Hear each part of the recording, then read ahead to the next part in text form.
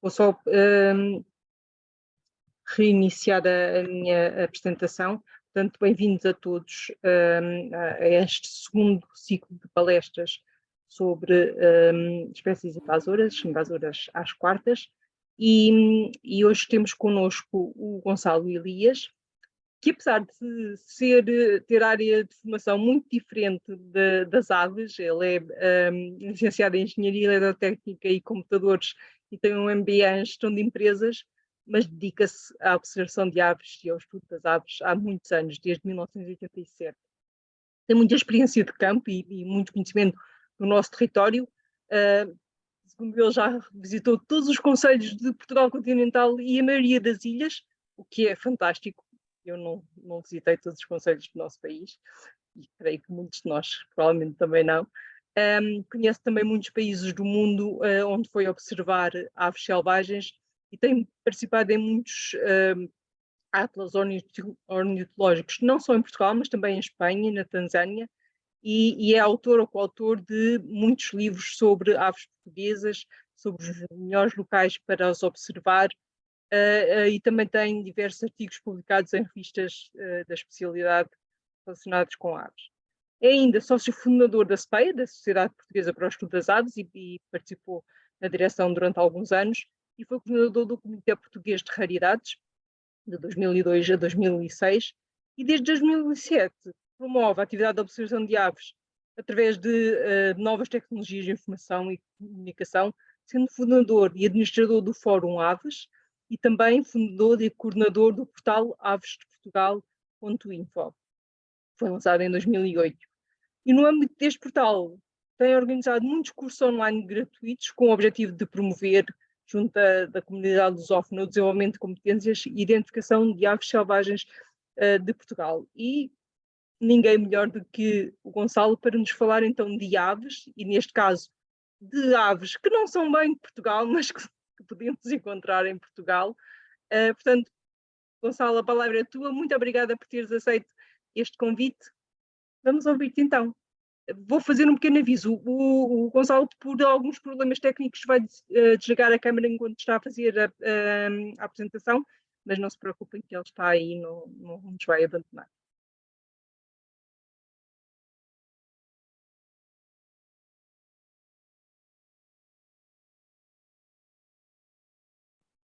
Gonçalo parou.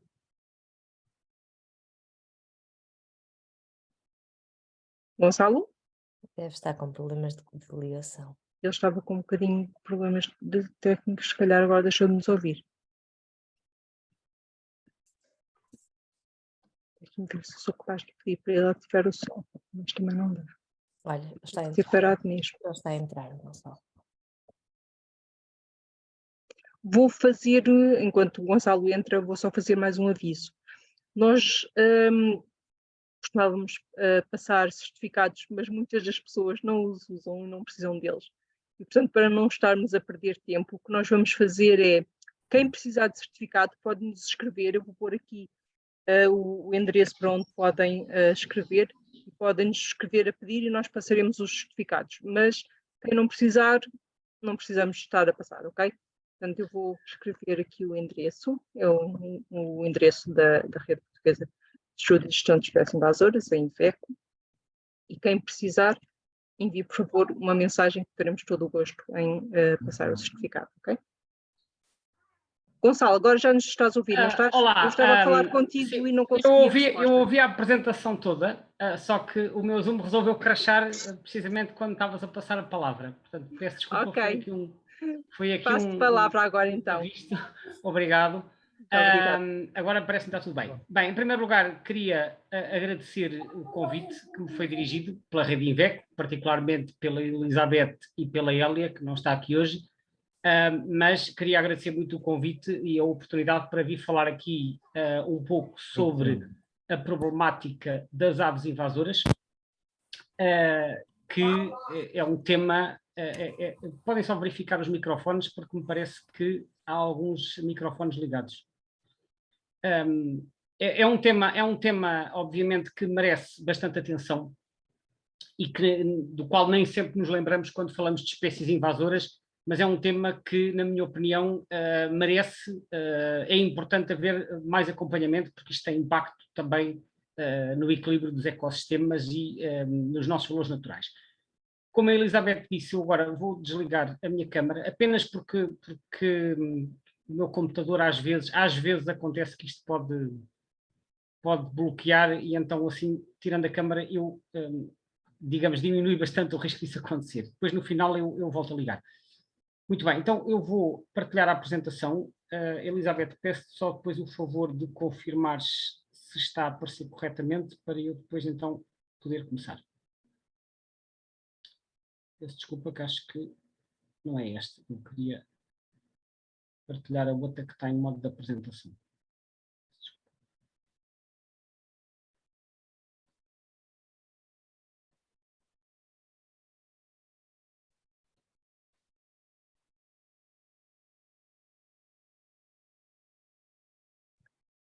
Deixamos de ver, Gonçalo. Só um bocadinho, que eu enganei-me na janela. Penso que agora eu tive que parar a partilha porque estava a partilhar a janela errada. Agora já deve estar bem, não é? Já está a entrar. Muito bem. Diz-me depois só quando já não tiverem assim barras escuras à frente. Que é para eu, Está então, tudo bem.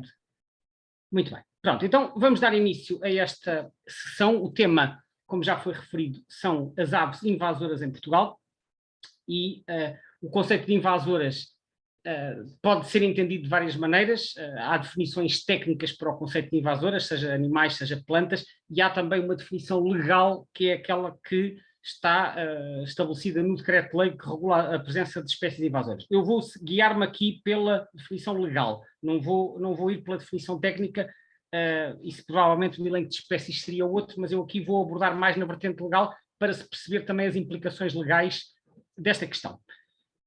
Então, eu começo por definir aqui, para quem não está dentro destas temáticas, antes de ir à parte das aves invasoras, começamos por entender o que são aves exóticas, que é também uma expressão que nós ouvimos falar muitas vezes.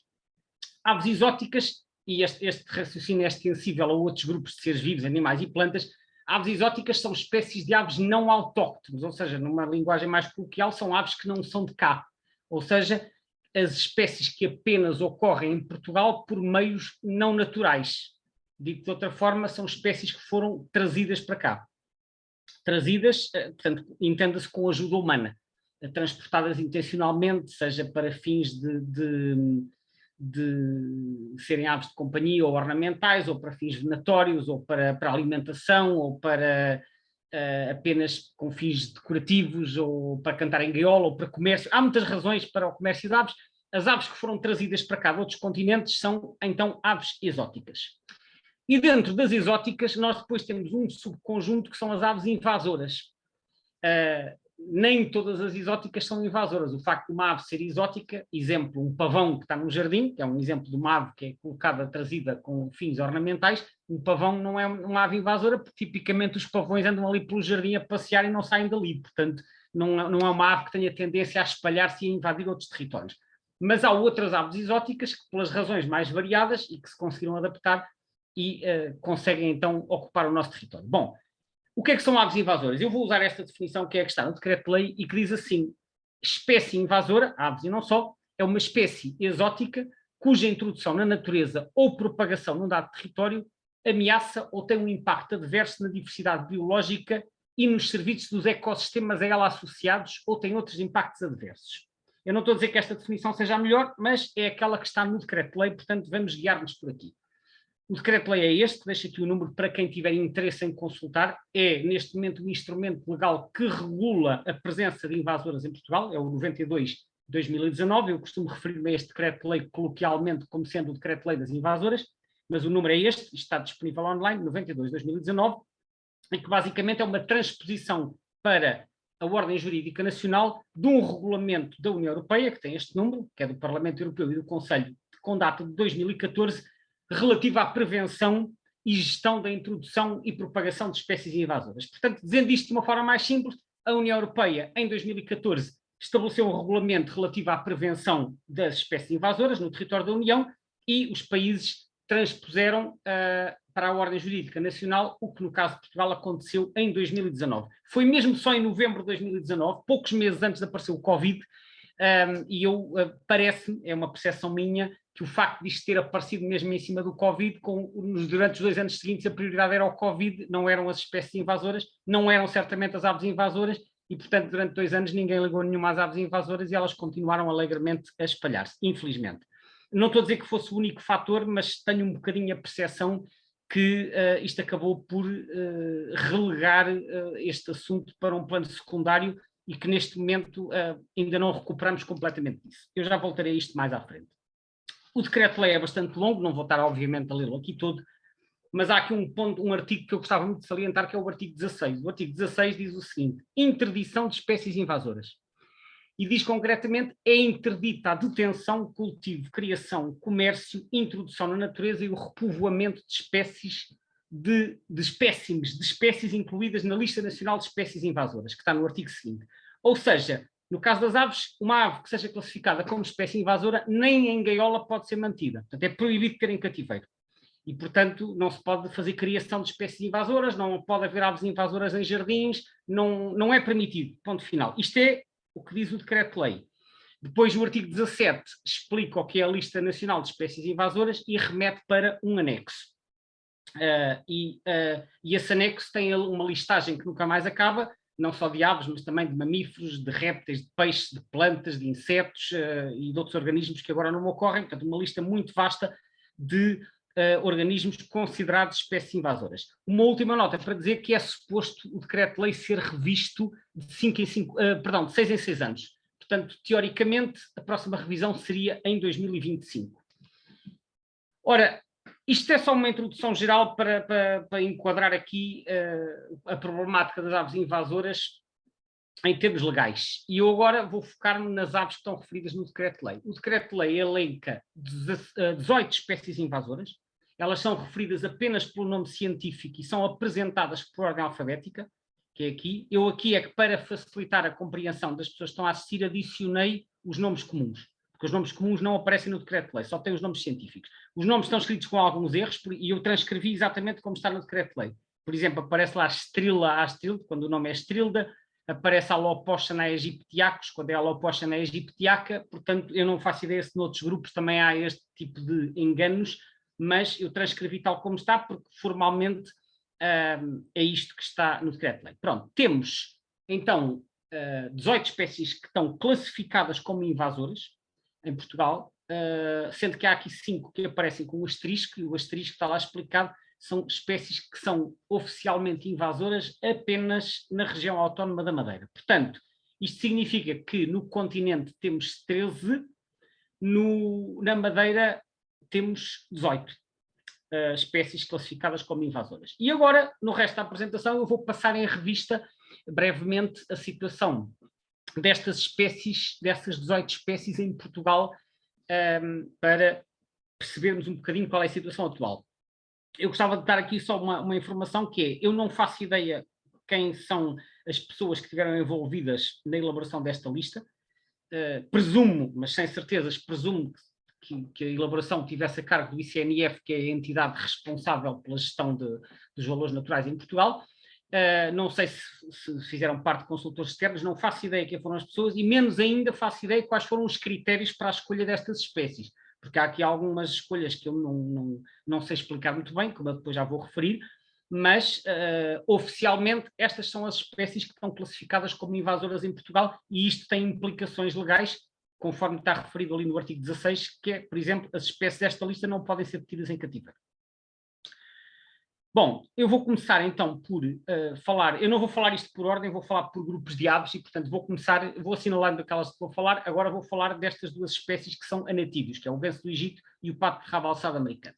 O ganso do Egito é, apesar de se chamar ganso, ele é mais próximo aos patos do que aos gansos, é um anatídeo, um grande anatídeo de origem africana, que foi introduzido na Europa no século XVIII com fins essencialmente ornamentais, principalmente no Reino Unido e depois na Inglaterra, e que desde há uns 15 anos começou a espalhar rapidamente no nosso país. A primeira vez que eu vi foi no Alentejo, em 2008, salvo erro. Eu já conhecia a espécie da África, nunca tinha visto em Portugal, e a minha primeira reação foi: o que é que este bicho está aqui a fazer? E, entretanto, nos últimos 15 anos, esta espécie teve uma expansão e eu não hesito em classificar a situação atual como sendo uma situação de absoluto descontrole. É um nativo de grande dimensão, como podem ver, tem a cabeça castanha com uma zona ocular escura, tem as patas rosadas e depois tem um painel branco muito visível nas asas, que também tem assim uns tons verdes e ruivos. O nome científico é Alopochana aegyptiaca, desculpa, eu não queria passar já o mapa.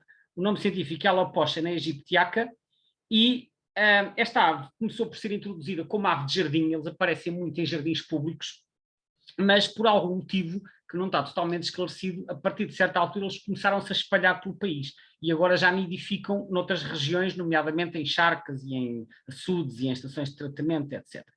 Este mapa foi retirado da plataforma eBird, que é uma plataforma onde muitos observadores inserem os seus registros e mostra até que ponto eles já estão espalhados na Península Ibérica. Cada um destes balõezinhos é aquilo que se chama um hotspot, que são locais de ocorrência das aves, onde as pessoas podem inserir as suas listas.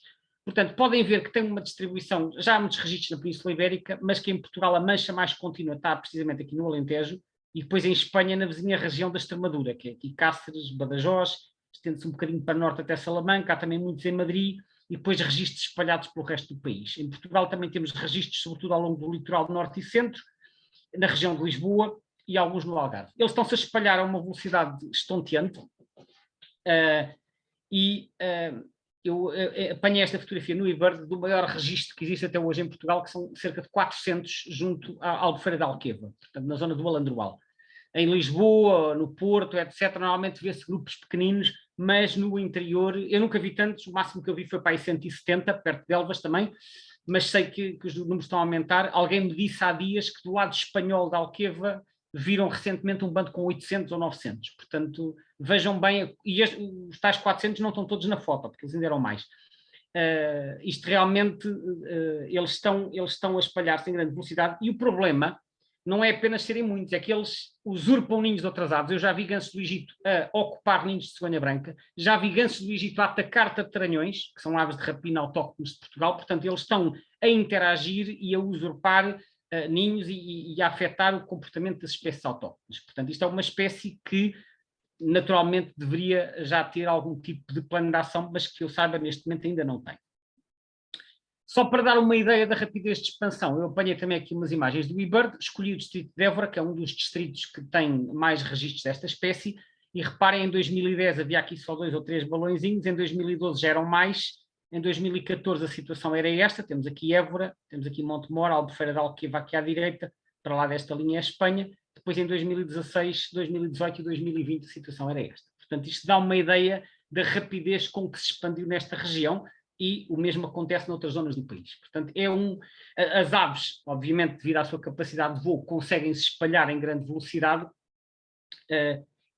portanto, uma ave que tenha características invasoras, que se adapte bem ao território e que não encontre grandes obstáculos pela frente, nem grande competição, vai conseguir espalhar-se rapidamente se tiver habitat favorável, e é isso que está a acontecer com o ganso do Egito. Sinceramente, acho que é uma das espécies que neste momento se impunha ter algum tipo de medidas para conter esta expansão descontrolada. E convém dizer, como viram aqui na imagem, a mancha do Alentejo estende-se para a Espanha.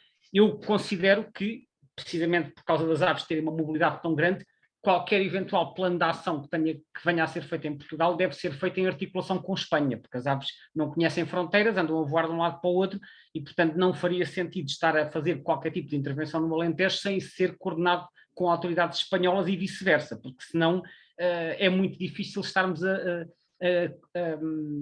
ter um total sucesso quando as aves podem continuar a vir para aquela zona vindas do território vizinho.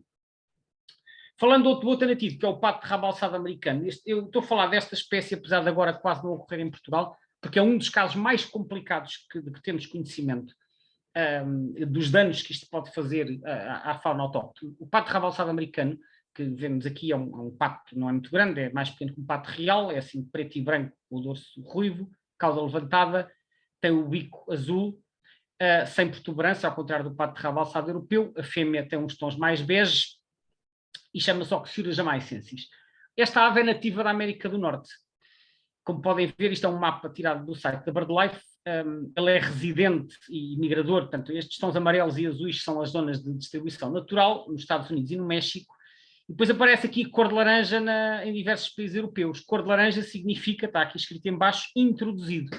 A história deste pato é a seguinte. Nos anos 60 houve um indivíduo que resolveu trazer uns quantos para o Reino Unido, dos Estados Unidos para o Reino Unido. Depois ou libertou-os ou deixou-os fugir e eles começaram-se a espalhar em grande velocidade. Só que estas aves nos Estados Unidos são migradoras, então eles do Reino Unido migraram até a Espanha. E em Espanha encontraram o raro pato de rabo alçado europeu, que é uma espécie bastante ameaçada aqui do Mediterrâneo. E então o que é que aconteceu? Começaram a hibridar. E quando começaram a hibridar, começaram a pôr em causa a sustentabilidade das populações de pato de rabo alçado europeu. Os espanhóis viram isto, não acharam graça nenhuma e puseram em marcha um plano de controlo que implicou o abate dos indivíduos. E depois sei que nos outros países também se fez a mesma coisa e hoje em dia no Reino Unido já há muito poucos. E felizmente conseguiu-se salvar as populações de pato de rabo alçado europeu. Mas se não se tivesse feito nada, as populações de pato de rabo alçado europeu poderiam ter desaparecido por vias da hibridação. Porque este pato, sendo migrador, ia ao encontro do pato de rabo alçado europeu onde ele se encontra. Portanto, eu pus aqui esta chamada, esta espécie foi introduzida na Europa e representa uma ameaça para o pato de rabo alçado europeu. Pronto, já vimos estas duas, eu agora arrisquei aquelas de que já falamos. Agora vamos falar de mais 5 espécies que já estão estabelecidas como nidificantes no nosso país, que são estas 5 que estão assinaladas com as setinhas: o mainá de crista, o bicho de coroa amarela, o bico de lacre, o tecelão de cabeça preta e o periquito de colar. Estas 5 espécies já se expandiram também no nosso território e já têm populações nidificantes. O periquito de colar é um psitacídeo, da família dos periquitos, papagaios, e que é nativo da África e da Ásia. É verde, com o bico assim vermelho, o macho tem um colar escuro e com uma cauda comprida. Portanto, verde, bico vermelho e colar rosado, uma cauda muito longa. O nome científico é Psittacula crameri. Esta ave foi introduzida no nosso país por volta dos anos 70. Os primeiros registros em liberdade datam do final dos anos 70 ou início dos anos 80, mas com mais regularidade a partir dos anos 90 começaram a ser vistos na cidade de Lisboa e depois nos arredores. Aconteceu o mesmo noutras cidades europeias e atualmente a distribuição na Península Ibérica é esta. Isto são retângulos, penso que com 20 ou 30 km cada um. Como podem ver, as manchas mais escuras têm aqui uma escala à direita, as manchas mais escuras correspondem às zonas onde a espécie é vista com mais frequência. Portanto, são as zonas de maior abundância. Como se pode ver, as zonas de maior abundância estão em torno de grandes zonas urbanas. Lisboa, Sevilha, Madrid, Málaga, Valência, Barcelona, até em França, Toulouse, Montpellier. Em Portugal, para além da zona de Lisboa, onde já são muito abundantes, há também no Porto, em Coimbra, nas Caldas da Rainha, com registros dispersos noutras cidades do litoral. Esta espécie está-se a espalhar, ocupa parques e jardins, nidifica em árvores, portanto compete com as aves autóctones que nidificam em cavidades e em certos países, em certas cidades europeias, como por exemplo em Londres, a população já conta com muitos milhares de indivíduos. Portanto, esta espécie também já está estabelecida e tudo indica que está em crescimento, que eles começaram por ocorrer em Lisboa e neste momento a mancha de distribuição deles já vai de Cascais até Setúbal. Portanto, já tem assim, uma mancha que tem mais de 50 km de diâmetro. Outra espécie que também se tem estado a expandir em grande velocidade é o mainá de crista, que é uma ave da família dos estorninhos nativa da China. E é do tamanho do melro, assim preto, com o bico cor de marfim, com um pequeno tufo de penas por cima do bico, que lhe dá o nome, portanto, mainá de crista, com as patas também cor de laranja, e em voo tem uma mancha branca nas asas, que normalmente não é visível com as asas fechadas, mas que em voo se vê muito bem. Portanto, pode-se confundir com um melro um bocadinho maior, mas tem manchas brancas em voo. E o bico é assim amarelado, cor de marfim, como eu disse. O nome científico é Acridoteres cristatelos. A presença desta espécie em Portugal é relativamente recente. Os primeiros registros datam de 1998 ou 99, e eu aqui, tal como para o ganso do Egito, também fiz um conjunto de mapas para vos mostrar a evolução disto. Estes mapas são retirados do eBird. Em 2002 a situação era esta, havia apenas 2 núcleos conhecidos, um em Corroios, que foi o local da observação original, que fica aqui perto do Seixal, portanto na margem sul do Tejo, assinalei aqui com um círculo. Isto é, portanto, Corroios, e depois outro núcleo que se formou quase ao mesmo tempo, portanto, pensa-se que as aves tenham atravessado de um lado para o outro, no Forte de São Julião da Barra, ao pé de Oeiras. E estes 2 locais são os locais a partir de onde a espécie se expandiu. E, obviamente, recuando no tempo e sabendo o que sei hoje, eu posso dizer que se isto tivesse sido contido naquela altura, naqueles 2 locais, aquilo que vão ver nos mapas seguintes não teria acontecido.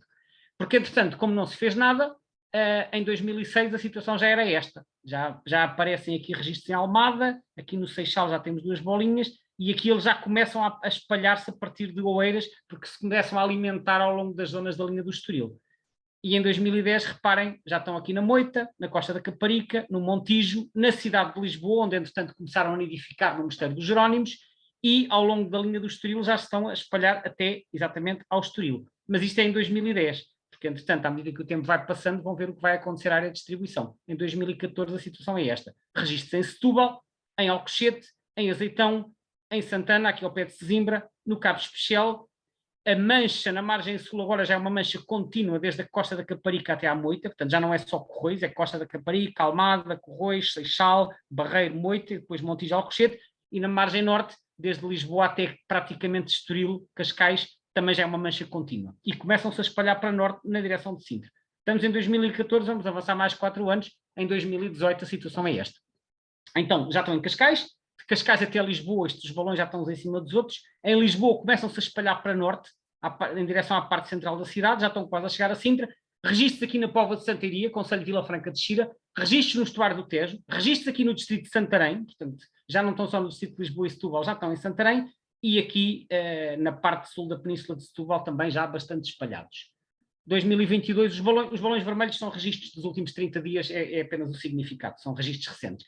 Em 2022, reparem, isto transformou-se numa amálgama de registros que vai desde Cascais até Alcochete, já nem é possível distinguir os locais individuais porque eles já estão por todo o lado. E quem já visitou esta zona aqui da periferia de Lisboa já sabe que hoje em dia é muito fácil ver mainás na Costa da Caparica e na Moita, no Barreiro, por aí fora, e mesmo aqui nesta zona de Setúbal já estão assim. Portanto, em toda a região de Lisboa, eles têm estado a espalhar. Infelizmente, a história não acaba aqui, porque nos últimos anos começaram a aparecer registros noutras zonas do país. E eu fui também ao Eibar de buscar e encontrei aqui alguns. Em Braga, em 2017, na Póvoa de Varzim, em 2019, em Felgueiras, Esmoriz, Espinho, Bombarral, Cabo Carvoeiro e Sines. É claro, é certo que estes registros no resto do país normalmente são de 1 ou 2 indivíduos, são indivíduos isolados, mas a verdade é que é assim que isto começa. De onde é que estes bichos vieram? Eu não sei se são fugas ou se são bichos aqui da região de Lisboa que fizeram movimentos de dispersão maiores, mas eu temo que se nada se fizer em relação a esta espécie, a que esta amálgama de pontos que nós vemos aqui na zona de Lisboa, daqui a 5 ou 10 ou 15 anos, sejam uma mancha contínua desde o norte do país até ao Alentejo. Espero que isso não aconteça, mas tenho algum receio que eles se continuem a espalhar como assistimos na região de Lisboa. Vamos ver. Mas a situação atual é esta, não é assim muito animadora. Bom, deixamos o mainado de crista, falamos agora do bico de lacre. O bico de lacre é um pequeno estrilídeo, é um passeriforme de pequenas dimensões, granívoro, nativo da África subsaariana, muito popular como ave de gaiola, muito pequeno, com plumagem castanha e o bico cor de lacre, que lhe dá o nome. O nome científico é Strilda astrilde. Foi, penso que, a primeira espécie introduzida em Portugal, com exceção dos fazões que já vêm da época medieval, por razões venatórias, foram introduzidos em Óbidos, na Lagoa de Óbidos, no litoral centro, em 1968, e, entretanto, espalharam-se por todo o país. E, neste momento, a distribuição deles vai desde a Galiza até a Andaluzia. Portanto, ocupa o país praticamente todo, com exceção das terras altas. Portanto, há aqui algumas serras no interior norte e centro onde eles não estão presentes, porque eles não vão muito para as zonas de altitude, mas de resto a distribuição deles é contínua e já entrou em Espanha pela bacia do Guadiana, pela bacia do Tejo, pela Andaluzia, aqui nas marismas do Guadalquivir, já chegam a Málaga, e está documentado que esta chegada à Espanha se deu a partir de Portugal. Portanto, o centro de expansão foi aqui em Óbidos, e como podem ver, expandiram-se para norte, para leste, para sul, só não foi para o oeste, porque para o oeste é mar. Portanto, a expansão do bico de lacre, e não parece ainda ter terminado, portanto, já ocupou o território todo de Portugal, em Espanha provavelmente continua, e atualmente também já há na Madeira e nos Açores. Curiosamente, como eu referi, o bico de lacre só está classificado como invasor na Madeira, não no continente. Na Madeira quase não há. É um enigma para mim, porque é que o bico de lacre, tal como o periquito colar, só estão classificados como invasores na Madeira. Não sei. O bicho de coroa amarela é mais um granívoro africano, da família dos tecelões, em que temos aqui 2 fotografias. Este é o macho nupcial, muito colorido, amarelo e preto. A fêmea tem assim um ar um bocadinho apardalado, faz lembrar o pardal francês. O macho em plumagem não nupcial durante o inverno fica igual à fêmea, portanto só tem estas cores na época dos ninhos, que é durante o verão. O bicho de coroa amarela, com o nome científico é o Plectzafer, apareceu em Portugal também meados dos anos 90, com os primeiros registros na zona de Alcochete. Eu agora aqui não vou mostrar a sequência toda para não estar a demorar, mas a sequência seria algo parecido com o Maná de Crista. O centro de dispersão foi aqui em Alcochete, que foi onde foram os primeiros registros, e a partir daí eles foram se espalhando, e hoje em dia no estuário do Tejo já é possível ver bandos com muitas centenas, mas como podem ver pelo mapa, há registros desde a Galiza, passando por todo o litoral. Eles só não vão para o interior, porque isto é um bicho mais de zonas úmidas, portanto aparecem em estuários, arrozais e lagoas, mas estão por todo o litoral. Sobem a bacia do Tejo aqui até Torres Novas, sobem a bacia do Sorraia até Coruches ou Mora, estão a descer já pela bacia do Sado, já chegaram ao Algarve e depois em Espanha já estão aqui pelas veigas do Guadiana e já estão aqui nas marismas do Guadalquivir com registros dispersos noutros sítios. Portanto, é mais uma espécie que se está a expandir de forma descontrolada ao longo, neste caso, das bacias dos rios. Está classificado como invasora, mas tal como para as anteriores, eu desconheço qualquer plano de ação para esta espécie. Uma espécie da mesma família é o tecelão de cabeça preta, em que temos o macho aqui amarelo com a cabeça preta e a fêmea e o macho invernal com um ar mais acastanhado, que é o Ploceus melanocéfalos. É mais uma ave de origem africana, é mais uma ave que apareceu pela primeira vez em Alcochete nos anos 90 e que agora já está espalhado. Não está tão espalhado como o bispo de coroa amarela, penso que por eles serem um bocadinho mais seletivos quanto ao habitat, mas apesar de tudo já estão pela bacia do Tejo até Torres Novas, já estão bem espalhados no Algarve, já estão aqui nas marismas do Guadalquivir e depois com registros dispersos noutros locais. Portanto, e tal como para as espécies anteriores, parece que a expansão ainda não terá terminado completamente, embora no caso desta espécie esteja a ir um pouco mais devagar. Pronto, estas 5 espécies que estão estabelecidas também já falamos. As restantes que têm populações menos importantes eu vou falar de uma forma um bocadinho mais sumária, para isto não demorar muito. Agora vou falar de mais 2 psitacídeos, portanto da família dos papagaios, que é o periquito monge e o papagaio do Senegal. O Miopsita monax e o Poicephalus senegalis, ambos com asterisco, portanto ambos só classificados como invasores na região autónoma da Madeira, onde praticamente não há registros. O periquito monge, que é esta ave aqui, é uma ave nativa da América do Sul, que tem como curiosidade que é a única ave da família dos papagaios que constrói ninho, portanto constrói um ninho feito de ramos. Todos os outros psitacídeos nidificam em cavidades. Tem assim o peito cinzento e as partes superiores e a cauda verdes. Ele já nidificou localmente, particularmente no Porto, que é onde se situa o principal núcleo. Eu, no inverno passado, convenci um conjunto de observadores do Porto a organizar-nos para fazer um censo de periquitos monge no Porto, que foi feito em janeiro do ano passado e contaram-se 35 ou 36. Não é muito, mas, mais uma vez, é assim que estas coisas começam e se nós não fizermos nada daqui a algum tempo, se calhar podemos acrescentar mais um 0 ou 2. O nome científico é Miopsita monax. Portanto, no Porto existem atualmente uns 30 ou 40 bichos, em Lisboa existem meia dúzia, mas noutras cidades europeias o panorama é este. Esta imagem eu tirei da Wikipédia e refere-se já a um bando destas aves em Barcelona. Eu, quando estive em Barcelona, realmente via-se destas aves nas avenidas em grande quantidade e sei que há outras cidades espanholas onde estas aves estão presentes em grande número, nomeadamente em Madrid, em Málaga, em Almeria, em Sevilha. Sei que algumas cidades espanholas encetaram recentemente programas de controle, talvez não pelas melhores razões, na minha opinião, porque pelo que eu li nas notícias, as razões que motivaram estes programas de controle eram as queixas das pessoas do barulho que estas aves fazem, e não tinha nada a ver com razões de conservação, mas não quero estar a ser injusto, podia haver alguns programas que também tivessem a ver com isto. Li que havia muitas queixas das pessoas em relação a isto, mas a verdade é que, independentemente dos motivos, estas aves espalham-se rapidamente e eu temo que, se em Portugal nada se fizer, possamos um dia chegar e ter no Porto uma situação parecida com esta ou pior. Portanto, o periquito monge, para já, a situação ainda está bastante contida, mas é uma espécie que também deveria ser acompanhada. Mais uma vez, por razões que eu desconheço, ele só está classificado como invasora na Madeira, onde até creio que não existe nenhum registro, mas não no continente, que é onde existe o maior risco de expansão descontrolada. A mesma coisa para o papagaio do Senegal, que é um papagaio africano, que tem estes tons vivos, laranja e verde, cabeça cinzenta. Há meia dúzia de registros em Lisboa, num máximo de 10 indivíduos, mas são muito poucos. Penso que não há confirmação de nidificação, portanto, tem este aspecto. Esqueci-me de referir também, tem a cauda curta, por comparação com outros papagaios. É o Poicephalus senegalis. Portanto, há alguns registros no continente, penso que há um na Madeira. Não sei porque é que esta espécie está classificada como invasora, quando há outras que já estão em expansão mais acelerada e que não estão, como por exemplo o periquitão de cabeça azul. Mas a verdade é que esta espécie atualmente tem o estatuto de invasora e continua a aparecer esporadicamente em Lisboa. Agora, vou falar de um caso um bocadinho bizarro, que é o da rola turca. A rola turca, que é uma ave que se vê muito por todo o país, que é esta rola assim, com os tons castanhos rosados e um colar preto, é uma espécie que muita gente diz, de forma convicta, que é uma espécie que foi introduzida e que foi libertada. Isto é um engano, esta espécie não foi introduzida, embora muita gente confunda esta com uma ave quase igual, que é chamada rola mansa. A rola mansa é que é muito popular em gaiola. A rola turca é uma ave que veio da Turquia e que se expandiu pela Europa a partir do início de 1900. Isto está tirado da Wikipédia em alemão, que foi onde eu encontrei este mapa, mas penso que é compreensível. Elas expandiram-se a partir da Turquia a partir de 1900, expandiram-se para noroeste em direção à Alemanha e depois a partir da Alemanha expandiram-se em todas as direções, para norte, para leste, para sul e para oeste, e chegaram a Portugal na década de 1970 e a partir de 1980 começaram a colonizar o país todo e atualmente a situação em 2021 é esta, já estão em todo o país. Estes registros no mar penso que são rolas em barcos. Elas têm um potencial de expressão tão grande que algumas vão pelo mar adentro. E já chegaram à Madeira, já chegaram aos Açores.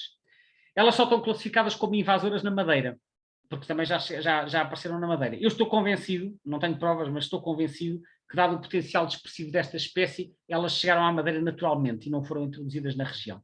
De qualquer forma, não penso que no caso dessa espécie não há motivo para classificar como invasora, pela simples razão que não é exótica. As espécies para serem invasoras têm que ser exóticas. É uma espécie que, sem dúvida, colonizou o continente muito rapidamente e colonizou o resto da Europa, mas penso, na minha opinião, penso que há aqui um equívoco na classificação desta espécie como invasora. Só que a verdade é que ela neste momento está na lista e, portanto, formalmente tem que ser tratada como tal.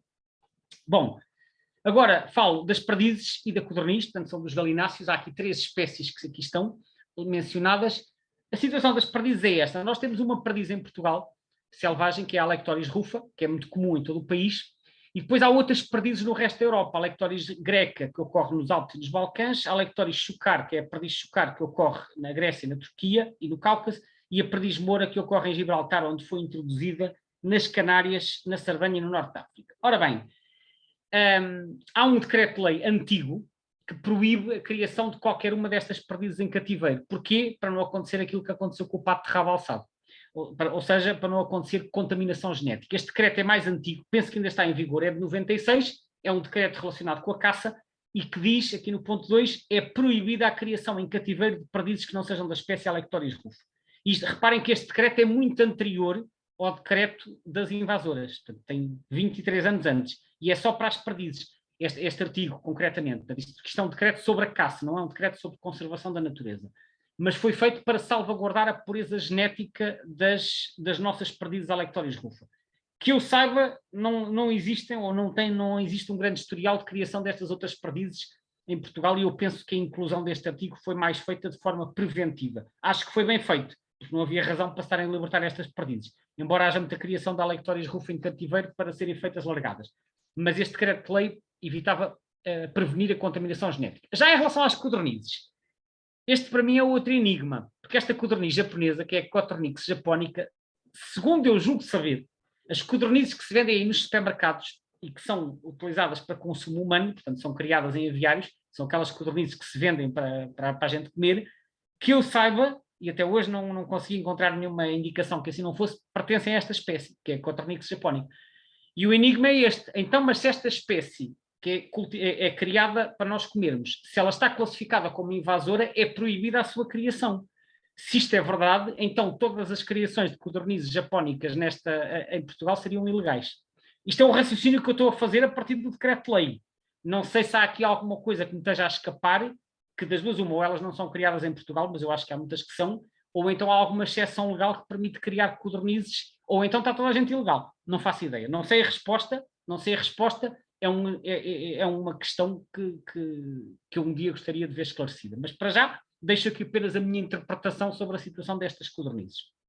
São parecidas com as nossas codornizes. Penso que elas estão como invasoras precisamente para evitar interações com as nossas codornizes.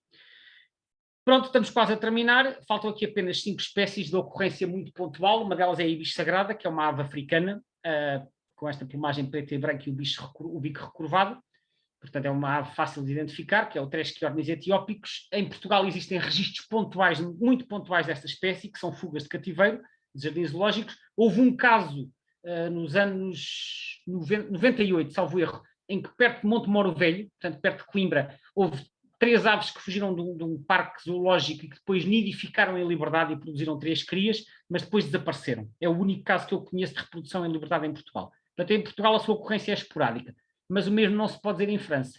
Em França há umas centenas delas a criar, por exemplo, aqui no estuário do Loire, isto é uma fotografia de um artigo que saiu na revista Birding World, em que eles têm muitos problemas com a quantidade de ibis que aqui estão, até porque isto depois, mais uma vez, as exóticas depois interagem com as aves nativas, neste caso com as colónias de gaivotas e gaivinas que existem na região, portanto isto cria alguns problemas e eles estão a tentar controlar. E para verem o exemplo até que ponto estas aves podem ser oportunistas e é assim que elas conseguem proliferar, o mesmo artigo mostra aqui as referidas ibis sagradas, está aqui na legenda, a alimentarem-se em contentores de lixo por trás de um restaurante McDonald's. Portanto, a partir do momento em que as aves se conseguem alimentar do lixo que nós produzimos, está a porta aberta para elas se expandirem de forma descontrolada. E eu incluí esta imagem aqui para mostrar exatamente, são as aves que mais se conseguem adaptar às transformações que nós introduzimos nos habitats. As aves que se conseguem adaptar e tirar proveito disso são aquelas que mais rapidamente se vão conseguir expandir e são aquelas que exigem mais atenção em termos de controle de invasoras. Portanto, isto é a ibis sagrada. O mainá indiano é primo do mainá de crista de que eu falei há pouco. Em Portugal continental existem muito poucos registros. Existem registros esporádicos e creio que há um registro isolado de nidificação em Lisboa, na Praça do Comércio. Mas o mainá indiano é uma espécie temível. Eles foram introduzidos no Havaí, penso que nos anos 1860, salvo erro, no Havaí, para controlar para controlar uns insetos que já eram considerados praga, e depois estas aves tornaram-se elas próprias uma praga. E como podem ver, isto é mais um mapa tirado da BirdLife, temos manchas de cor de laranja por todo lado, na Flórida, na África do Sul, em Madagascar, no Médio Oriente, Austrália, Ilhas do Pacífico e até aqui nas Canárias também. Portanto, os mainás indianos, em alguns destes locais onde foram introduzidos, também se expandiram de forma descontrolada e atualmente a área original deles é aqui na Ásia, né? No sul da Ásia, Índia e Indochina. Portanto, foi uma das primeiras espécies a ser introduzida e que neste momento representa uma dor de cabeça em muitos sítios. Para terminar, e estou mesmo no fim, as últimas 3 espécies que faltavam da lista, que são espécies que praticamente não têm registros em Portugal, não sei porque é que estão na lista. Este bulbul de vento vermelho, desconheço registros na Europa, sei que foi introduzido no Médio Oriente, não sei porque é que está na lista. A gralha indiana, existe um caso na Holanda de meia dúzia de bichos que chegaram de barco e que desembarcaram e depois começaram ali a nidificar, houve autorização para o abate, elas foram abatidas e penso que a história morreu aí. Portanto, penso que esteja incluída na lista de espécies invasoras por razões preventivas, mas é uma interpretação minha. O Quelea de bico vermelho, que em alguns livros é descrito em inglês como Africa's Pest Bird, porque eles podem formar bandos muito, muito numerosos e dar cabo das colheitas. Em Portugal, há uns 20 anos, chegou a aparecer um pequeno grupo nas lesírias do Tejo. Não sei se chegaram a nidificar, mas depois desapareceram. Eu vi a espécie em Portugal uma vez em 2002, salvo erro. Não conheço registros recentes. Penso, tal como os dois anteriores, que esteja na lista por razões preventivas e nada mais. Portanto, deixo só aqui este breve apontamento. E pronto, espero não ter excedido muito o tempo que estava previsto. Agradeço a vossa atenção e, obviamente, penso que agora haverá um espaço para colocarem as vossas questões. Muito obrigado. Muito obrigada, Gonçalo. Eu vou começar por as questões que já estão aqui, mas, por favor, se quiserem colocar outras questões, vão colocando. Tenho alguns comentários da Susana Saavedra, que eu não sei bem até quanto é que ela entende português. Ela pôs algumas perguntas em português, espanhol, outras em inglês. Eu costumo contactar com ela em espanhol, eu penso que a Susana entende, consegue acompanhar o português que eu vou falando, até porque pronto, tem as ilustrações e tudo, mas sim, podes ler. Ela faz um primeiro comentário a dizer que a tortula turca, que eu creio que seja a rola turca, é uma polinizadora natural, e depois pergunta pela Crestimina, quão próxima é que ela está da fronteira espanhola. Ora, o Crestimina é o mainá de crista, portanto é o Acridoteres cristateles, que é aquele bicho que é parecido com o melri, que tem o tufo de penas e que eu mostrei que se expandiu a partir de corroios e de oeiras. não tenho conhecimento, Susana, de registros no interior do país. Portanto, aquele mapa que eu pus tem a mancha na zona de Lisboa e depois tem registros dispersos pelo litoral.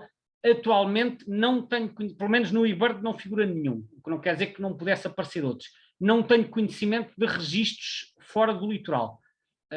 Agora, eu acho que é importante, pela rapidez com que esta espécie se tem estado a expandir, é importante estarmos a acompanhar. Já agora aproveito para referir, que ainda não referi, que no âmbito da Rede Invec, eu aderi à Rede Invec mais ou menos em maio deste ano, e depois propus já a coordenação, e isso foi aceita a criação de um grupo de trabalho sobre aves invasoras, porque apercebi-me que não havia nenhum grupo dedicado a este grupo de animais, e então constituímos um grupo de trabalho que se reúne mensalmente na primeira quarta-feira de cada mês às 18h30, e o objetivo deste grupo, ainda estamos um bocadinho a definir os objetivos, que a criação é recente, mas o objetivo é tentarmos produzir aqui algum tipo de trabalho e de documentação e de conseguirmos fazer o acompanhamento, nomeadamente destas espécies mais problemáticas que se estão a expandir em grande velocidade. Portanto, em relação à questão também da Susana, de saber se estas aves estão a aproximar-se da fronteira, eu acho que não, mas é o tipo de acompanhamento que eu acho que faz sentido nós procurarmos fazer no âmbito deste grupo de trabalho que eu referi. Portanto,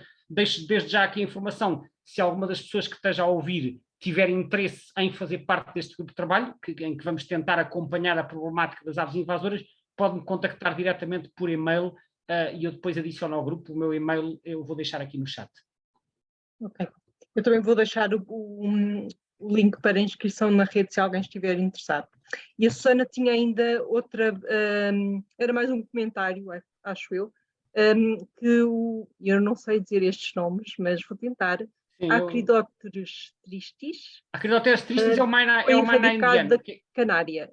Foi erradicado. Ok, pronto, eu peço desculpa porque aquele mapa que eu pus que era da BirdLife, aquilo não está totalmente atualizado e ainda tinha as canárias pintadas a cor de laranja e eu agora não tinha a certeza se tinha sido erradicado. Agradeço a correção. Depois, a Maria João Torres pergunta, e as cegonhas? Bom, as cegonhas, vamos ver, as cegonhas são aves autóctones. Em relação às aves autóctones, e essa questão muitas vezes é levantada não só em relação às cegonhas, mas em relação a gaivotas, em relação a pombos, em relação às rolas turcas, em relação a aves em geral que se tornaram muito abundantes. Isto é uma confusão frequente e muitas vezes as pessoas às vezes em comentários, em redes sociais, etc., recorrem ao termo praga para classificar aves ou outros animais que se tornaram muito abundantes. O termo praga é um conceito que eu acho que eu não gosto de utilizar porque acho que é um bocadinho ambíguo e nem sempre é muito claro o que é que significa. Mas as aves autóctones, ou seja, as aves que pertencem à nossa fauna, que não são exóticas, não são elegíveis para ser consideradas invasoras. Desde logo porque um dos critérios para ser considerada invasora é ser exótica. É verdade que as cegonhas se expandiram-se muito por vários motivos que estão bem identificados. Eu vou só referir sumariamente porque isto de facto sai um bocadinho do âmbito desta apresentação. Por um lado, porque houve uma maior proteção legal às cegonhas e aos ninhos das cegonhas, e por outro lado, porque foram disponibilizados mais recursos alimentares através dos aterros sanitários, que elas gostam muito de frequentar, e através do lagostim americano, que é o Procambaris clarki, que é o lagostim da Louisiana, também ele uma espécie introduzida e que, salvo erro, também está classificado como invasora, e que neste caso beneficia a alimentação das cegonhas, disponibilizando-lhe alimento fácil. Portanto, as invasoras, a presença de espécies invasoras pode contribuir para as espécies autóctones também terem uma expansão populacional, se calhar ligeiramente acima daquilo que aconteceria se as condições fossem um bocadinho mais naturais, entre aspas. Mas pronto, isto só para esclarecer em relação à cegonha, mas que não é uma espécie exótica, portanto não é elegível para ser invasora, como eu referi. Obrigada, Gonçalo. E depois o Fernando Silva pergunta que tipo de medidas podem ser implementadas para controlar ou reduzir estas invasões. Ora bem, essa questão é uma questão central. E eu só não falei disto à apresentação porque não me queria estar a esticar, passa a expressão, demais, mas pensei que nesta parte de perguntas e respostas esse assunto acabaria por ser abordado.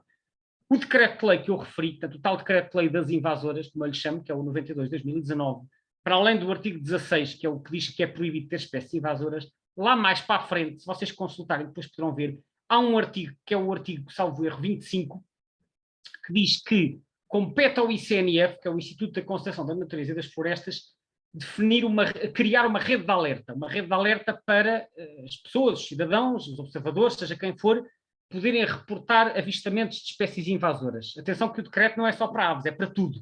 Aves, portanto, animais e plantas, e dentro dos animais, os vários grupos de animais. Mas, no caso concreto das aves, também passaria pelo ICNF. O ICNF tem a incumbência de criar uma rede de alerta e depois, no artigo seguinte, que é o 26 ou é o 27, diz que devem ser elaborados planos de ação para cada uma das espécies invasoras no prazo de 6 meses após o primeiro avistamento. Portanto, isto é o que diz a lei.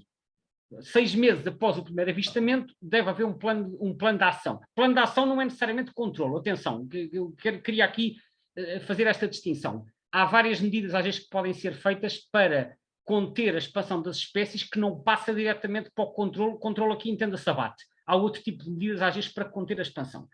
E esse plano de ação é aquilo que deverá detalhar essas medidas.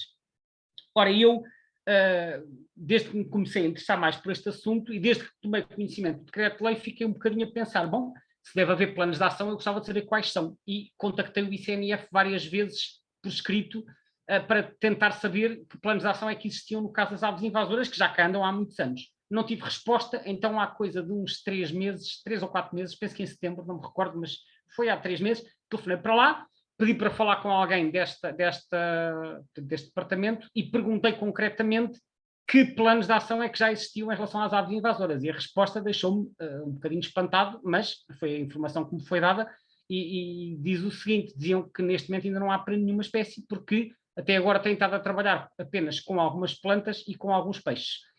Portanto, nos outros grupos animais, pelo que eu percebi, ainda não se pegou.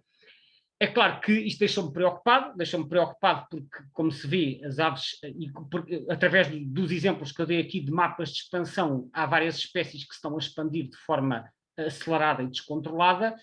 Portanto, isto preocupa-me, porque eu estudo mais as aves, portanto, não estou a comparar com outras espécies, eu não estou sequer a sugerir que as aves deviam ser prioritárias face a outros grupos. Atenção, não me interpretem mal. Há outros grupos, quer de animais, quer de plantas, que requerem igualmente atenção. O que eu acho que devia ser feito, na minha opinião, e vou dizê-lo aqui, é que se não existem recursos para fazer os planos de ação para as espécies todas, e dado que o decreto-lei obriga, o que faria sentido era aumentar os recursos humanos para conseguir dar resposta à quantidade de espécies invasoras que requerem planos de ação. Isto é apenas a minha opinião. Se o número de pessoas que se dedicam a isto for muito reduzido e não conseguirem lidar com todas, obviamente que as pessoas que trabalham nisto vão definir algumas prioridades. Não quero ser eu a defini-las. Agora, claro que há algumas espécies que vão ficando para trás, só que as espécies não se compadecem disso e vão-se continuando a expandir alegremente. Portanto, resumindo, a minha opinião é o que devia ser feito relativamente à questão era Fernando Silva, não era? Se não me falhou a memória. Era Fernando Silva, sim. Pronto. Relativamente à questão era o que é que pode ser feito. Eu acho que a primeira coisa era fazer aquilo que está na lei, que é fazer planos de ação. Os planos de ação que vão detalhar quais são as medidas e onde é que elas vão ser implementadas. Depois o segundo passo seria implementar essas medidas e depois fazer o acompanhamento para ver a eficácia. Mas o primeiro passo seria fazer os planos de ação, mas pelos vistos nem isso foi feito. Portanto, a minha resposta seria esta. E eu, se calhar, um dia destes volto a falar para o ICNF para perguntar se há desenvolvimentos relativamente aos planos de ação das aves, porque esta situação preocupa-me bastante. Olha, vou apelar à tua capacidade de síntese, porque há aqui muitas perguntas e o nosso tempo já está quase a chegar ao fim. Muito bem. Eu vou Mas a Susana dava aqui algumas achegas, a Susana Saavedra, também a medidas que podem ser tomadas a nível de proibição de comércio e de criação, de fazer campanhas eficientes de controlo e a combinação de vários métodos. E, desculpa, será o que Isabel, depois vai provavelmente acontecer nos planos de ação. A proibição de criação já está no decreto-lei. Portanto, todas as espécies que são invasoras, ao abrigo do artigo 16, é proibido de serem criadas. Agora, eu sei, por exemplo, porque já me foi dito por pessoas que estão dentro dessa área, que no caso do ganso do Egito, só para dar um exemplo, que é uma espécie proibida de ter em cativeiro, há pessoas que continuam a ter em cativeiro, talvez por ignorância da lei. E como se isto não bastasse, existem muitos jardins públicos, que às vezes são da responsabilidade dos municípios, e, no entanto, os bichos continuam por lá, reproduzem-se nos jardins públicos à frente de toda a gente, e que eu saiba não existe nenhum plano para conter isto. E já agora, só uma nota adicional. Eu sei que vocês aí no projeto Invasoras lidam muito com plantas e é evidente que quando estamos a falar de controlar plantas normalmente não há muitas vozes discordantes, portanto vamos controlar umas acácias, ou vamos controlar umas áqueas, ou vamos controlar umas ervas das pampas, normalmente as pessoas aderem facilmente, mas quando estamos a falar de controlar animais, se estivermos a falar de envolver abate e ainda para mais de vertebrados, normalmente as resistências são muito maiores e, portanto, eu tenho noção que neste tipo de animais esses programas podem ser muito mais difíceis de implementar. Portanto, há aí todo um trabalho de comunicação também que tem que ser pensado para conseguir executar este tipo de medidas. Sem dúvida. É muito mais fácil. Mesmo nas plantas, às vezes, nós temos pessoas que não concordam muito. Sim, acredito que sim, mas no caso dos animais, como sabes, e então vertebrados principalmente... Animais com penas e com pelo em especial. Exatamente, sim, aves e mamíferos é o grupo baixo. Se forem insetos, se calhar a coisa... Se estamos a falar de vespa asiática, não há tanta gente a opor, sim, mas com aves e mamíferos é mais complicado, sim. Olha, e agora o Marco Lourenço pergunta, e a vidua macrora, o famoso cuco de Big Black? A vidua macrora, que é um passeriforme também da família dos esterilídeos, é uma ave exótica, que além de ser exótica é parasita, porque eles parasitam os bicos de lacto. Eu não falei desta ave porque ela não está listada nas espécies invasoras, embora já esteja estabelecida. Portanto, é uma das espécies que eu acho que se calhar a médio prazo deveria passar a estar na lista de espécies invasoras. Eu fiz o ano passado, aliás este ano, quando foi a semana das espécies invasoras, que foi em maio, eu fiz um webinário sobre essa espécie, em que eu detalhei a situação da espécie em Portugal. A gravação está disponível no canal YouTube do Aves de Portugal. Portanto, se forem ao canal YouTube, que é youtube.com/Aves de Portugal Online, e pesquisarem por viúva ou vidua, aparece lá a gravação, que é um webinário talvez de meia hora, em que eu detalho a situação dessa espécie em Portugal, que neste momento não está na lista das espécies invasoras. Depois há Francisco Maia que está a perguntar se há outras potenciais como o coxinal do Japão e a viuvinha de biclacres. A viuvinha biclacre já respondi que é o vidua macrora. O roxinol do Japão já está considerado como espécie estabelecida, porque eles já se estão a reproduzir em liberdade. O maior núcleo situa-se perto de Coimbra, mais concretamente em Miranda do Corvo, ali na Serra da Lousã. Há um núcleo secundário na zona de Sintra e também aparecem de vez em quando na zona de Sesimbra, Serra da Rábida. É mais uma espécie que eventualmente se poderá vir a expandir no futuro. Portanto, eu penso que a lista das espécies invasoras, a sensação que eu tenho é que a lista está feita à medida europeia e não está totalmente adaptada à realidade portuguesa. E, portanto, eu acho que deveria ser revista e eventualmente é algo que nós podemos pensar fazer no grupo de trabalho das espécies invasoras que eu falei há pouco, é pensar em apresentar propostas para uma futura revisão desta lista e depois endereçar isso ao ICNF. Pelo menos foi algo que me ocorreu que pode fazer sentido. Eu não sei se já aqui alguém do ICNF costuma estar, a Cristina, mas hoje não está, mas eu acrescento um bocadinho, ou seja, a lista que foi proposta inicialmente, eu não sei exatamente quem foram as pessoas que propuseram inicialmente, mas nas plantas, por exemplo, eu sei que várias das pessoas que trabalhavam com espécies de plantas invasoras foram consultadas para fazer uma lista inicial que depois esteve em consulta pública, qualquer pessoa podia dar contributos, e eu sei que a SPEA também deu contributos, não sei até que ponto é que olharam muito para as espécies ou não. E sei que a parte que está mais... que não se percebe tanto são os asteriscos da madeira. Para as plantas pois, também há muitas que não fazem essa é uma parte que eu também não percebo muito bem, como aliás deixei claro na minha apresentação, mas pronto, legalmente as plantas nós também não percebemos algumas. Em relação aos planos de ação das plantas, já estão vários ou a sair ou em fases de desenvolvimento, portanto eu creio que será uma questão de tempo. Está atrasado, obviamente, mas que será uma questão de tempo. Pois, isso foi o que me disseram, é que estavam a mexer nas plantas e nos peixes, mas que nas aves ainda não tinham pecado. Foi a informação que eu tive há 3 meses. Depois há aqui vários comentários a agradecer-te muito e a dar-te os parabéns pela tua fantástica apresentação. Obrigado. Vou passar esses à frente. Há uma pergunta sobre as cegonhas, mas tu já respondeste, portanto eu acho que não vou voltar a fazer. Há outras, alguém, o Marco Porto Carrero está a perguntar se há outras espécies não incluídas na lista que lhe parecem ser problemáticas. Também já estavas a falar um bocadinho disto, não é? Falei da viúva bicolac, do roxinol do Japão. Há uma que eu mencionei há bocado que eu penso que já está a nidificar na região de Lisboa, que é o periquitão de cabeça azul, que é o Tectocercus acuticaudatus, que já se está a expandir e já aparecem bandos com algumas dezenas. Essas penso que são as mais problemáticas para já. E, eventualmente o bengali vermelho, que também já se expandiu e que aparece na zona de Elvas, está presente em Espanha também, aparece noutras zonas do Alentejo e do Ribatejo, portanto é um passeriforme também da família dos esterilídeos. essencialmente, e o Big Tube, portanto, o loucura punctuado. Portanto, há talvez mais meia dúzia de espécies que faria sentido incluir, há 2 ou 3 que se calhar não fazem tanta falta. Mas que também se podem, ou seja, qualquer pessoa pode fazer propostas de introdução de espécies para a lista. Há um formulário que está disponível no site do ICNF que tem que ser preenchido com características e as pessoas podem propor a introdução de espécies. É interessante essa informação. Eu acho que nunca... Posso pôr aqui o link. Isso eu agradecia porque eu de facto nem conhecia esse formulário. Mas eu até quando falei de adicionar espécies estava a pensar na tal revisão de 2025, que será daqui a 2 anos e meio, mais ou menos. Mas podem-se ir fazendo propostas ao longo do tempo. Isso é interessante. Sim, agradeço a informação. Se puderes pôr aí o link, acho que era eu já vou procurar e depois ponho.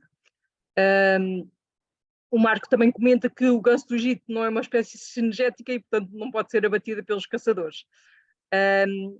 O Francisco Maia pergunta pelo bengali vermelho, capuchinho dominó, também tem potencial invasor? Foi os que eu acabei de mencionar, sim. É assim, se tem potencial invasor do ponto de vista técnico, eu não sei avaliar, não tenho bases para poder fazer essa avaliação, por isso é que eu fui mais pela definição legal. Agora, legalmente eles poderão passar a ser incluídos. Aliás, eu em relação aos asteriscos da Madeira até gostava só de deixar um comentário que é mais uma interpretação minha, mas por exemplo, no caso do bicolacro ou do periquito de colar, que são muito abundantes no continente, mas só estão como invasores na Madeira, eles ambos são populares como aves de cativeiro.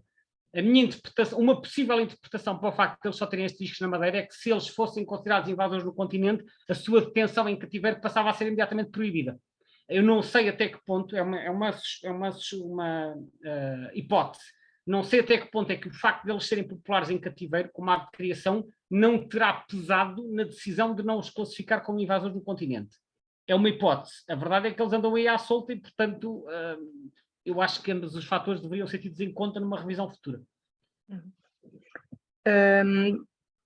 Pois o Diogo Santos diz que, segundo o decreto das invasoras, penso que também consideram na lista exóticas de risco ecológico grave, certo? Será por essa razão a ausência dos registros das últimas 3 espécies referidas? Podes repetir a questão? Houve uma expressão que eu não estava a tentar lembrar-me se já vi ou não. Risco ecológico. Eu creio que sim, ou seja, e de facto algumas espécies das que tu mencionaste que há poucos registros ou que ainda estão só em Espanha e que estão incluídas na legislação, pode ser precisamente por causa disso. Para em termos de prevenção, não deixar aumentar e proibir desde já a sua manutenção e a sua venda em termos de prevenção. Não sei se... mas o que o Diogo pergunta é se consideram na lista de exóticas as que têm risco ecológico grave. E eu acho que sim. Pronto, eu não sei, vamos ver, a dificuldade aí foi por isso que eu fiquei a pensar nessa expressão. Eu não sei exatamente o que é que significa risco ecológico grave e como é que isso se quantifica.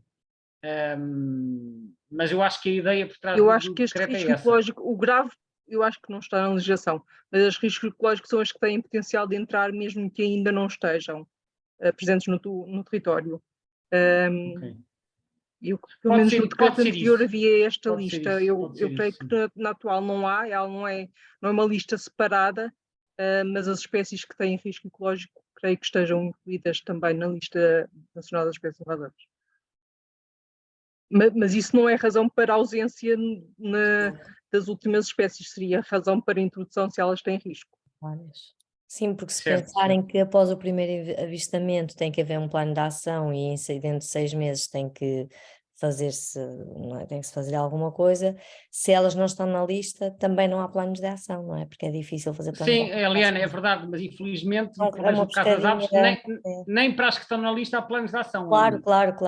Mas o que torna, se houver alguma, por exemplo, eu trabalho numa área diferente, com espécies marinhas, e estamos a trabalhar com uma que tem um potencial invasor muito grande, mas que não está na lista, não estava cá, foi detectada a primeira vez, mas também legalmente não está na lista, não é? Então dificulta depois essa tal... Pois, eu penso que quer para as aves, quer para outros grupos, faria sentido que a tal revisão de 2025, se ela vier a acontecer nessa data, fosse preparada com alguma antecedência, envolvendo as pessoas dos vários grupos de seres vivos, de modo a garantir que as falhas que haja, eu consigo identificar as falhas que há nos grupos das aves, mas imagino que noutros grupos de seres vivos também tenham sido identificadas falhas equivalentes.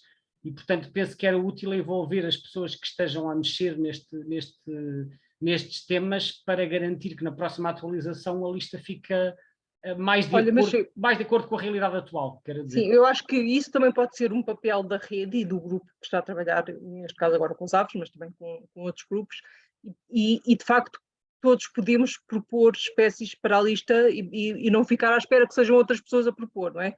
Portanto, claro que não se pode propor tudo mais alguma coisa se não se justificar, mas espécies que façam sentido devem ser propostas de facto para a lista poder ficar mais atualizada. Sim, isso é uma... Eu acho que o que acontece é que muitas vezes estas coisas estão em consulta pública com uma divulgação que não é muito abrangente e as pessoas não se apercebem, porque elas têm estado em consulta pública quando foram feitas as listas.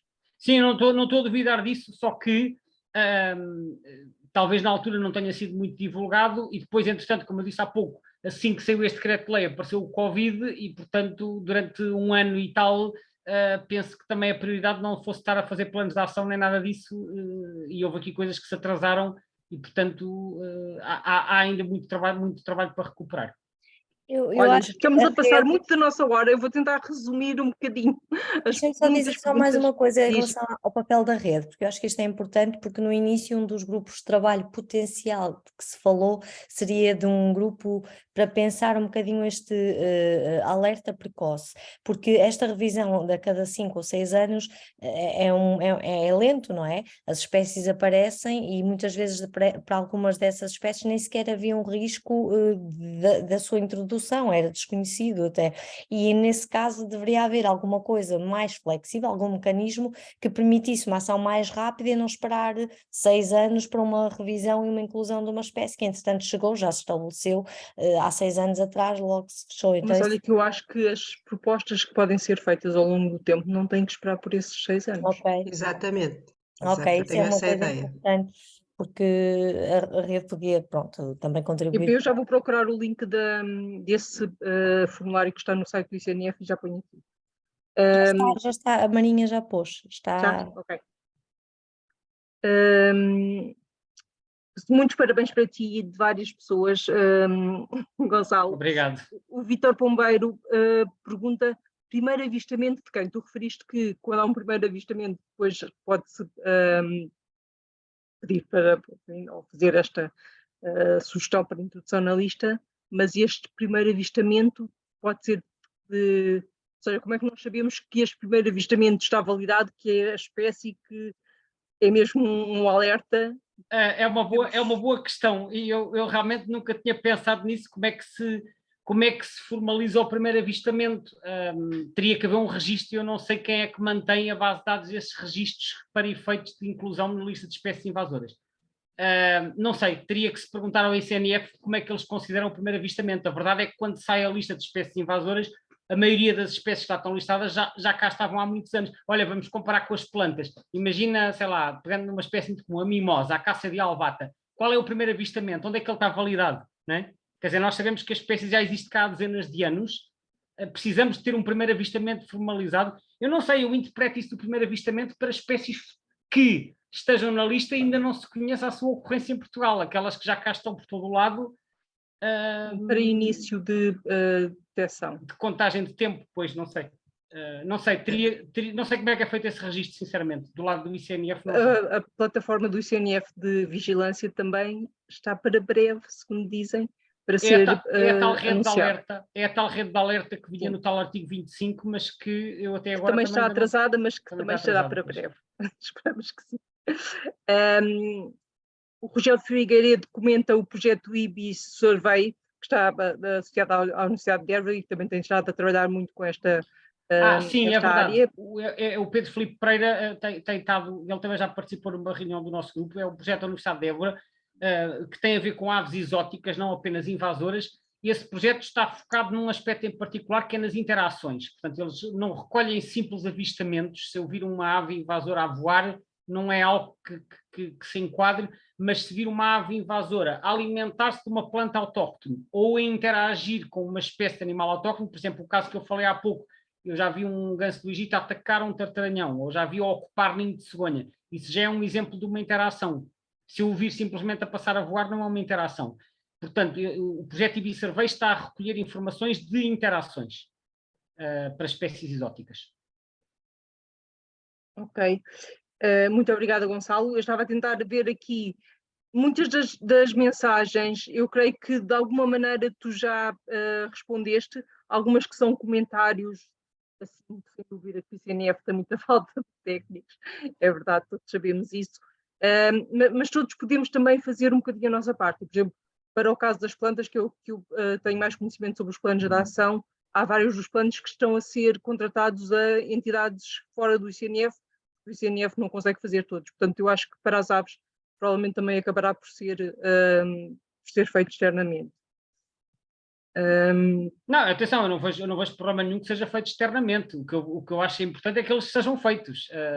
Quer dizer, quando eu disse arranjar mais recursos, não estava necessariamente a falar em contratar pessoas para o ICNF. É preciso arranjar pessoas que executem esses planos, que os produzam. Agora, se a solução externa se for a mais eficaz, pois nada contra. Eu não sei se me escapou alguma. A Liliana tem estado a colocar aqui vários dos links que nós temos estado a falar para se inscreverem na rede se quiserem, e também para, se quiserem certificado, nos escreverem a pedir especificamente. Muitas pessoas a dar os parabéns e a desejar boas festas. Se alguma pergunta ficou por responder, por favor, escrevam para o Gonçalo, que a Liliana também já deixou aqui o teu contacto, e creio que terás todo o gosto em responder. Com certeza que sim. E mais uma vez, para quem não apanhou há bocado, se alguém quiser juntar-se ao grupo, ao grupo de trabalho que foi criado aqui no âmbito da rede Inveco, do grupo de trabalho das aves invasoras, basta enviar-me também um e-mail para eu adicionar ao grupo. Nós reunimos na primeira quarta-feira de cada mês, às 18h30, portanto reunimos através do Zoom e vamos definindo as ações, e o objetivo deste grupo é produzir algum tipo de informação, quer para apresentar sugestões para eventualmente para novas espécies para serem incluídas na lista, quer para produzir materiais para divulgar junto do público a problemática das aves invasoras, para sensibilizar as pessoas. Ainda não está tudo muito bem definido, mas é essa a linha de trabalho que temos em mente. Muito obrigada, Gonçalo. De qualquer maneira, deixem aberto que todos que sejam interessados nestes temas podem associar-se à rede e dinamizar grupos nas áreas que vos interessar. E a rede é mesmo para isso, para criar rede e comunicação entre as pessoas, e todos juntos podemos contribuir para uma melhor gestão das invasoras dos vários grupos taxonómicos em Portugal, para gestão, comunicação, investigação, portanto, em todas as áreas ligadas a estas espécies. Eu creio que resta-me desejar muito boa noite e muito boas festas para todos, até para o ano. A próxima sessão será no dia 18 de janeiro e será sobre controle de espécies invasoras nos Açores, com a apresentação de um dos grandes projetos de controle de invasoras que está a decorrer agora nos Açores. Portanto, inscrevam-se, nós divulgaremos mais perto. E muito boa noite a todos. Boa noite. E boas festas. Boa noite, boas festas. Muito obrigada. Obrigado, Gonçalo. Obrigado eu pelo convite. Obrigado. Obrigada. Parabéns, Gonçalo. Obrigada. Obrigado. Adeus, boa noite. Boa noite. Boa noite a todos.